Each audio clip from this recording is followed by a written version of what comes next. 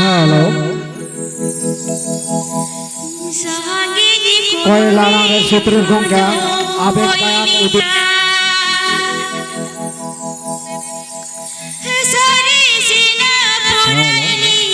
कोयला रे सूत्र घोंगा आबे कायान उदित रिकवन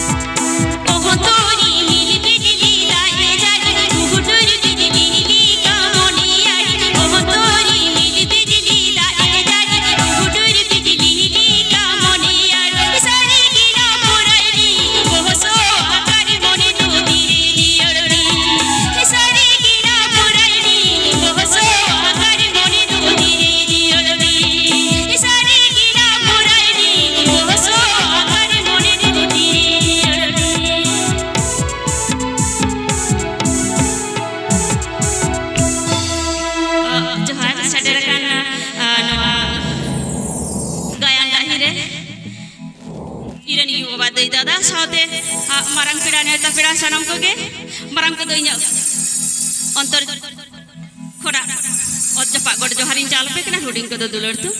तो ना बिसे अक्तो बनु का गायन एतो हवा तो आर मेठे सेरन हिगा से चे आता पर गायन हां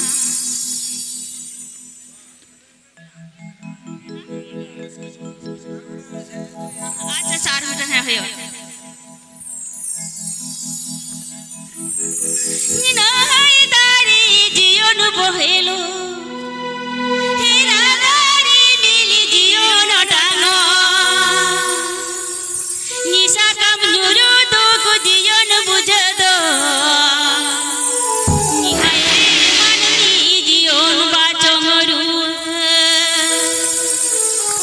निशा कम नुरु तो को जियोन बुझे दो निहाई रे मानवी जियोन बाचो मरु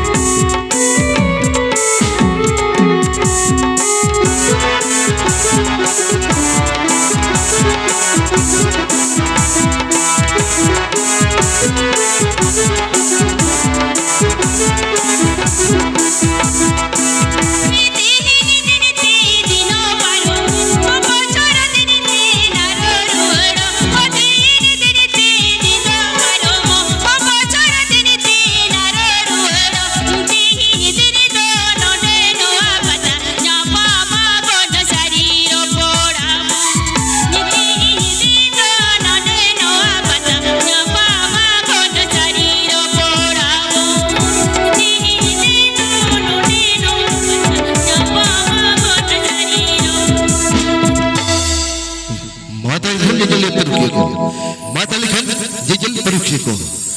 अले होल लड़ांग ऊपर पस्ता खन पुलु कभी तो नोडल लगे थुकुम